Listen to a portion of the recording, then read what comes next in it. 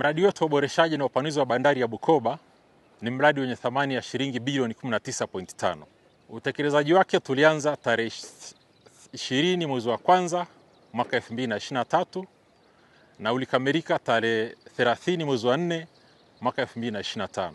Kwa sasa mradi umekamilika kwa 100% na makabidhiano ya awali yalifanyika tarehe 3 mwezi wa 7 mwaka 2025 na kipindi cha matazamio kinatarajiwa kukamilika tarehe 4 mwezi wa 7 mwaka 2026.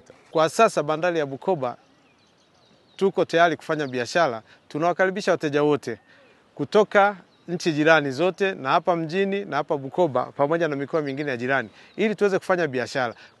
Kwa sababu hapa kwetu sasa hivi ni salama kwa kila kitu. Ulinzi upo wa mizigo na binadamu na usalama wa kila kitu kipo. Kwa hiyo tunawakaribisha waje tufanye biashara ili kuweza kipato kuongezeka. Mradi huu upo katika eneo la matarajio na shughuli za bandari zinaendelea kama kawaida katika uboreshaji uliokwisha kamilika wa bandari ya Kemondo. Uboreshaji huo umeunganisha pamoja gati pamoja na jengo la abiria pamoja na godown la kutuzia mizigo ambayo ni bohari.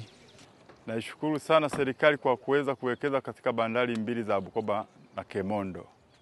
Zamani tulikuwa tunabebana kupitia kwenye mitumbwi.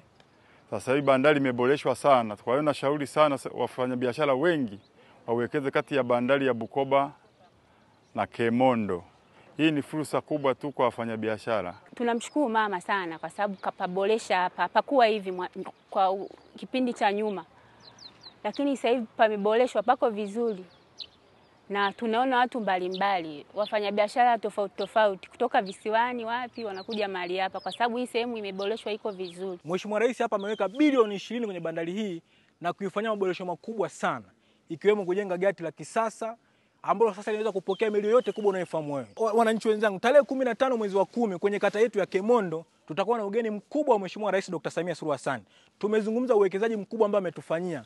Bandari hii wote ni mashahidi. Ilikuwa ni bandari ya kawaida, uwekezaji ulikuwa ni wa kawaida. Leo Mheshimiwa Rais ameweka bilioni 20.